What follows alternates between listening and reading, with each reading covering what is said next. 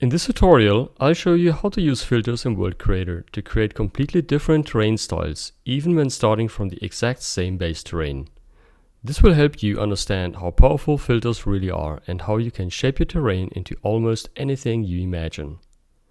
Before we start adding and experimenting with filters, let's first clarify what filters actually are and why they are so important in World Creator.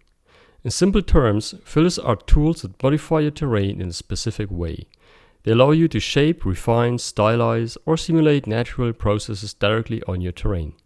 Instead of manually sculpting everything from scratch, filters apply mathematical algorithms that transform the terrain for you. You can think of filters as building blocks. Each filter changes the terrain in a specific way, and by combining multiple filters, you can create very complex and unique landscapes. Filters are applied in a stack, meaning they're executed from bottom to top. Each filter builds on top of the result of the one below it.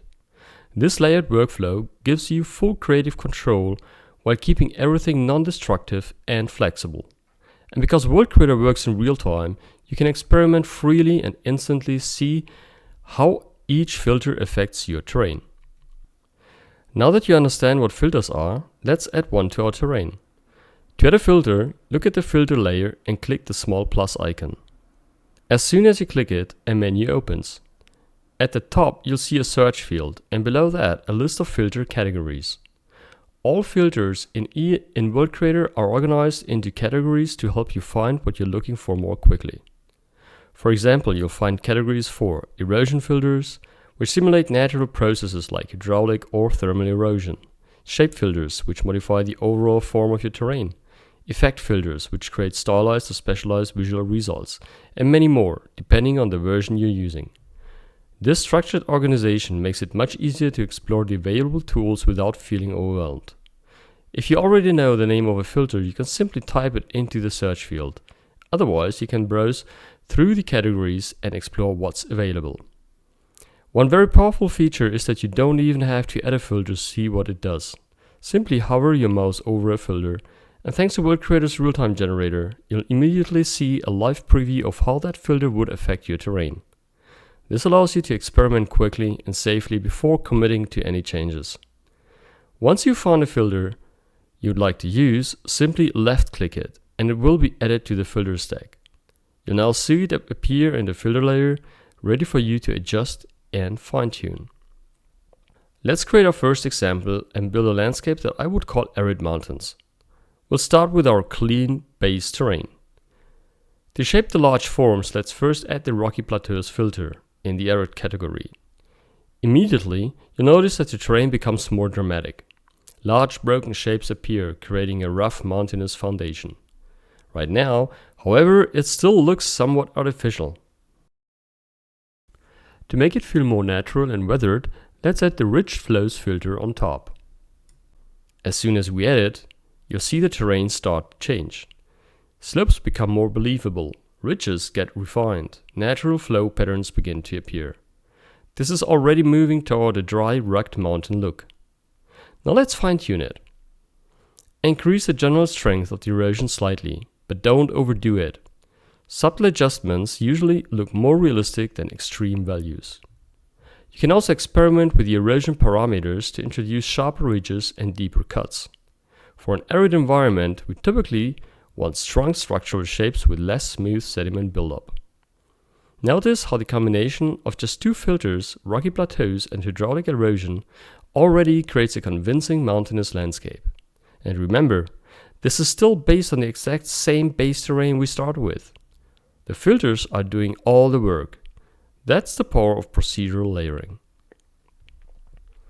Right now, our arid mountain looks dramatic and rugged, which is great visually. However, if you're building terrain for a game map, extremely sharp edges and harsh spikes can become problematic. They can create an unnatural player movement, awkward collision behavior, or simply make the terrain harder to navigate. This is where the smooth filter becomes very useful. Let's add the smooth filter on top of our existing stack. Immediately, you'll notice that some of the harsh disappear. Sharp peaks become softer. Transitions between slopes become more natural. Now be careful here. The smooth filter is very powerful. If you increase the strength too much, you lose all the interesting structure we created with erosion. So instead of pushing it aggressively, try applying it subtly. For game-ready terrain, the goal is usually not to remove detail, but to soften extreme transitions while keeping the overall character intact. Small adjustments often make a huge difference. Now here's something very important. Filters are applied from bottom to top. That means the position of the smooth filter in the stack directly affects the final result. Right now, smooth is at the top, meaning it softens everything that comes before it. But what happens if we move the smooth filter to the bottom of the stack? Now, smooth affects the base terrain first. After that, rocky plateaus and erosion are applied on top of an already smooth surface. You'll notice that the result looks completely different. When smooth is at the top, it softens the final result. When it's at the bottom, it changes the foundation that everything else builds on. This is a key concept when working with filters. The same filters with the same settings can produce entirely different results depending on their order. That's why experimenting with filter order is just as important as adjusting their individual parameters. Let's add one more interesting filter to our arid mountains setup. This time, we'll add the Terra Simple filter. As soon as we add it, you'll notice that the terrain begins to form stepped structures, almost like layered rock formations. Now let's adjust a few settings. First, set the terrace type to smooth. This gives us softer transitions between the levels instead of sharp, hard steps. Next, reduce the terrace size slightly. This creates more frequent stepping and makes the effect feel more detailed. Finally, increase the random size parameter to its maximum value.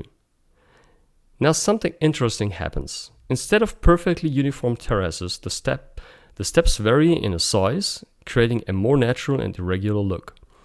This is a great example of how a filter can introduce controlled stylization without completely destroying realism.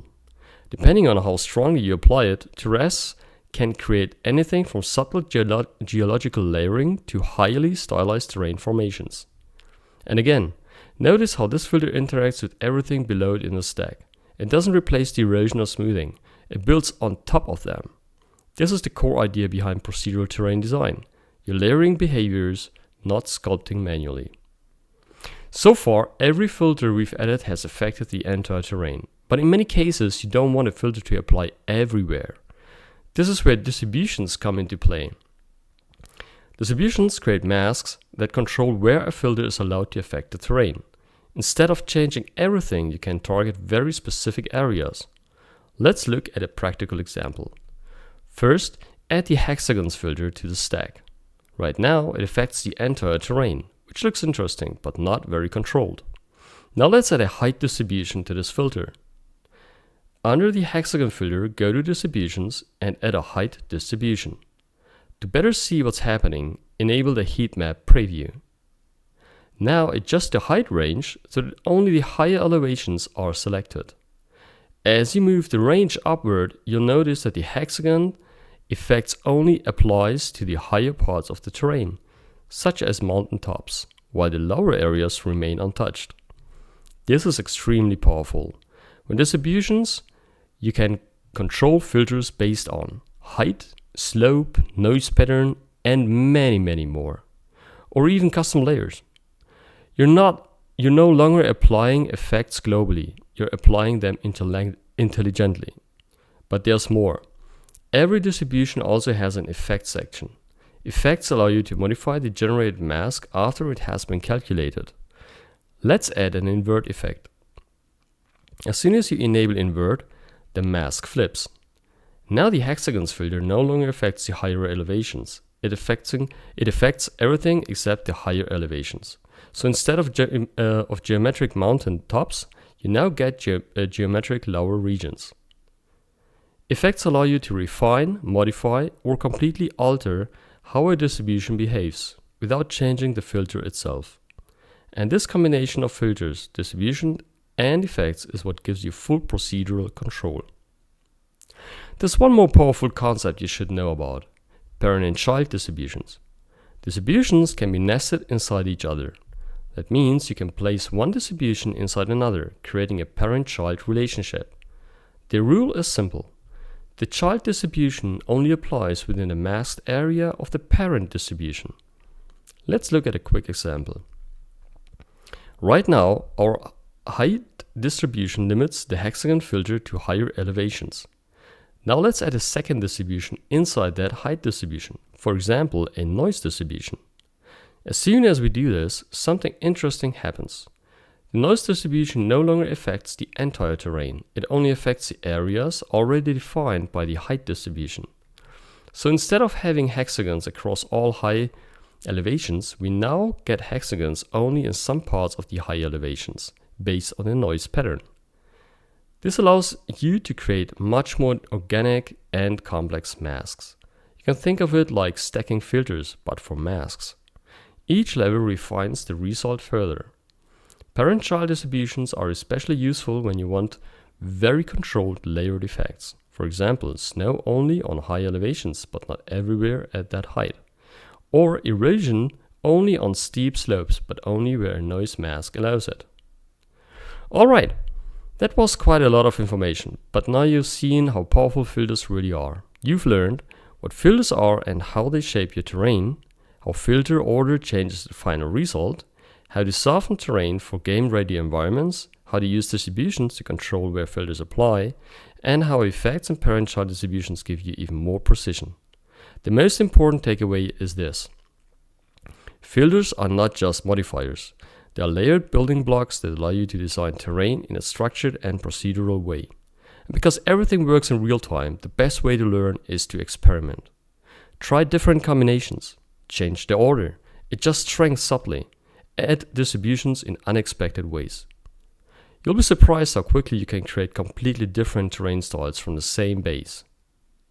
In the next tutorial, we'll move on to the materials, where we'll start bringing color and surface details into the mix, and this is where your terrain truly comes to life. See you in the next video. Bye bye.